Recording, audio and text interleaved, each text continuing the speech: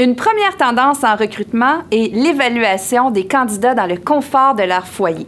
Ça fait maintenant quelques années qu'on permet aux candidats d'avoir accès à nous dans la première phase du processus de recrutement, qui est la prise de connaissance de l'organisation et l'application via les CV. On est maintenant en ligne, on est maintenant directement via le site web des organisations.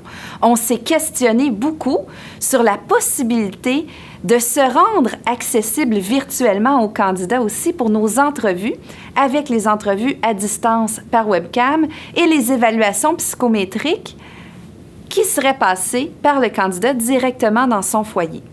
En 2012-2013, le temps n'est plus au questionnement, il est à l'implantation. Nous avons trouvé des façons valides d'amener les recruteurs directement dans le foyer des candidats. Une deuxième tendance en recrutement, c'est l'optimisation de la performance du processus.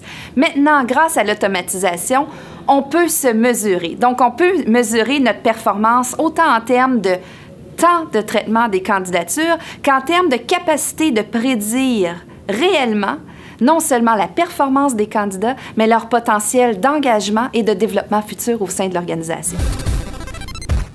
La troisième tendance 2012-2013 est le niveau de qualification requis des recruteurs. Il y a quelques années, le travail de recruteur était considéré comme un travail de début de carrière en ressources humaines. Ce n'est plus le cas. C'est devenu tellement clé, l'attraction et la sélection du talent qu'il nous faut dans les organisations, que maintenant, on exige des recruteurs non seulement qu'ils aient une capacité de bien positionner l'organisation au niveau de sa marque employeur, mais aussi qu'il soit capable de manœuvrer dans un contexte de haute diversité, donc capable d'adapter son style, son approche à une diversité d'âge, de culture, d'origine, de genre. Et troisièmement aussi, on exige du recruteur d'être à l'aise à intégrer, au-delà d'une entrevue, différents outils psychométriques et d'aide à la décision de plus en plus complexes, qui exigent de lui un sens critique, une capacité d'apprendre et surtout de faire des liens entre différents types d'informations pour arriver à une décision d'embauche la plus éclairée et la plus performante possible.